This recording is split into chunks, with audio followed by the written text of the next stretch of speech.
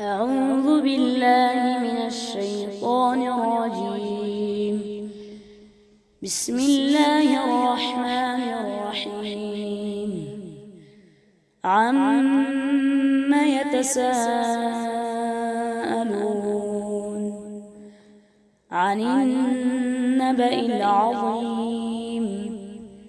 الذي هم فيه مختلفون كلا سيعلمون ثم كلا سيعلمون ألم نجعل الأرض مهادا والجبال أوتادا وخلقناكم أزواجا وجعلنا نومكم سباتا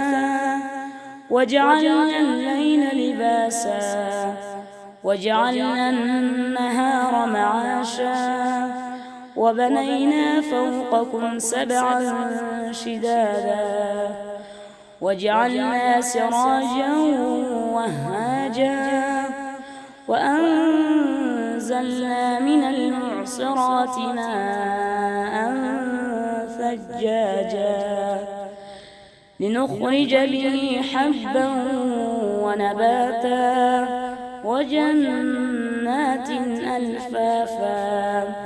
إن يوم الفصل كان ميقاتا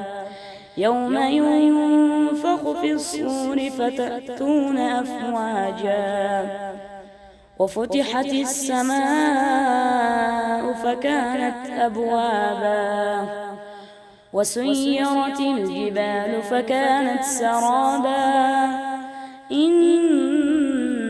جهنم كانت مرصادا للطاغين مآبا لابثين فيها أحقابا لا يذوقون فيها بردا ولا شرابا إلا حميما وغساقا جزاء وفاقا إنهم كانوا لا يرجون حسابا وكذبوا بآياتنا كذابا وكل شيء أحصيناه كتابا فذوقوا فلن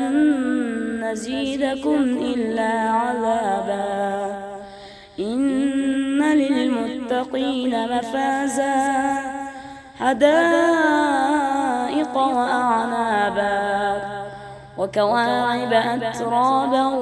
وكأسا دهاقا لا يسمعون فيها لغوا ولا كذابا جزاء